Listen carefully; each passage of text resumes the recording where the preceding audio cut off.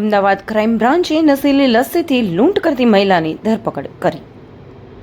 અમદાવાદ શહેર ક્રાઇમ બ્રાન્ચે એકલવાયુ જીવન જીવતા વૃદ્ધને પોતાની જાળમાં ફસાવી નશીલો પદાર્થ પીવડાવીને લૂંટ ચલાવતી એક અત્યંત ક્રૂર અને સાતીર મહિલાને ઝડપી પાડી છે। દરિયાપુર વિસ્તારમાં બનેલી આ ઘટનામાં મહિલાએ પીવડાયેલી નશીલી લસ્સીની આડઅસરને કારણે 81 વર્ષીય વૃદ્ધનું કરુણ મોત નીપજતા સમગ્ર મામલો હવે હત્યામાં પરિણમ્યો છે। તપાસ દરમિયાન આરોપી મહિલાની અત્યંત ભયાનક કાર્ય પદ્ધતિ સામે આવી છે। આરોપી લતાબેન ઉર્ફે ગુલામ ઉર્ફે લકડી ચૌહાણ વૃદ્ધ દંપતીઓ કે વ્યક્તિઓની શોધ કરતી હતી જેઓ એકલા રહેતા હોય તે વૃદ્ધોની ઉંમર અને એકલતાનો ગેરલાભ લઈ તેમની જમવાની વ્યવસ્થા કરી આપવાના બહાને વિશ્વાસ સંપાદિત કરી ઘરમાં પ્રવેશ મેળવતી હતી। દરિયાપુરના દિલ્હી ચકલા પાસે સજ્જન જમાદારના મોહલ્લામાં આ મહિલાએ અબ્દુલભાઈ ઇસ્લામભાઈ સિપાઈ અને તેમના પત્નીને ઘેનની દવા ભેળવેલી લસ્સી પીવડાવી હતી। દંપતી બેભાન થતાં જ તે રોકડ રકમ ચોરીને ફરાર થઈ ગઈ હતી। કમનસીબે દવાની ભારે માત્રાને કારણે અબ્દુલભાઈની તબિયત લથડી હતી અને સારવાર દરમિયાન તેમનું મૃત્યુ થયું હતું।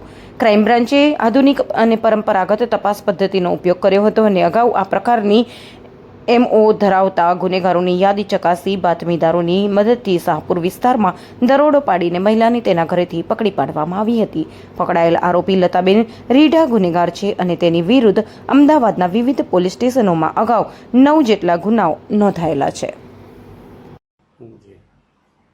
તારીખ 17/4/26ના રોજ દરિયાપુર પોલીસ સ્ટેશનમાં ફરિયાદી છે જુબેરાબેન વાઇફ ઓફ અબ્દુલભાઈ, જેમની ઉંમર વર્ષ 65 છે, જેઓ ઘરે એકલા હતા, એમના પતિને બંને જણા, અને બપોરના આશરે 2:30થી 3 વાગ્યાની આસપાસ તારીખ 17/4/26ના રોજ એક મહિલા એમના ઘરે આવે છે। જ્યારે મહિલાએ એના મોઢે દુપટ્ટો બાંધેલો હોય છે અને કહે છે કે હું આ ફળિયામાં કે ખોવાઈ ગઈ છું અને અચાનક તમારા ઘરે આવી ચડી છું, એમ કરી અને એમની જોડે વાત કરવા લાગે છે। અને વાતોમાં થોડી વાર બંનેને એવું પૂછે છે કે તમે જમ્યા કે નહીં? તો આ જે ફરિયાદી છે એ જણાવે છે કે આજે જે શુક્રવારની નમાજ હતી અને અમારું જમવાનું બાકી છે। તો આ મહિલાએ એવું કહ્યું કે તો તમે થોડી વાર રાહ જો, હું તમારા માટે કંઈક જમવાનું લઈ આવું છું, એમ કરી અને બહાર જઈ અને 15 મિનિટ પછી પાછા આવે છે અને એ લસ્સી લઈને આવે છે। અને આ લસ્સી આ બંને જે હસબન્ડ વાઈફ હતા, જુબેદાબેન એમના હસબન્ડ, એમને લસ્સી પીવડાવે છે અને લસ્સી પીધા બાદ આ બંને જણા અર્ધબેભાન જેવા થઈ જાય છે।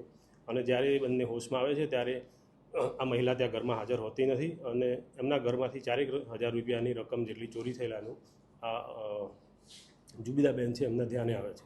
અને આ બાબતે તેઓ દરિયાપુર પોલીસ સ્ટેશનમાં ફરિયાદ દાખલ કરાવે છે। અને આ લસ્સી પીધા બાદ એમના જે હસબન્ડ હતા, જેમનું નામ છે અબ્દુલભાઈ ઇસ્માઇલભાઈ સિપાઈ, જેમની 81 વર્ષની ઉંમર હતી, એમની તબિયત ખરાબ થતાં એમને સિવિલ હોસ્પિટલ ખાતે દાખલ કરેલ અને તારીખ 20/4/26ના રોજ સવારના 11 વાગે જેઓનું મરણ થયેલ છે।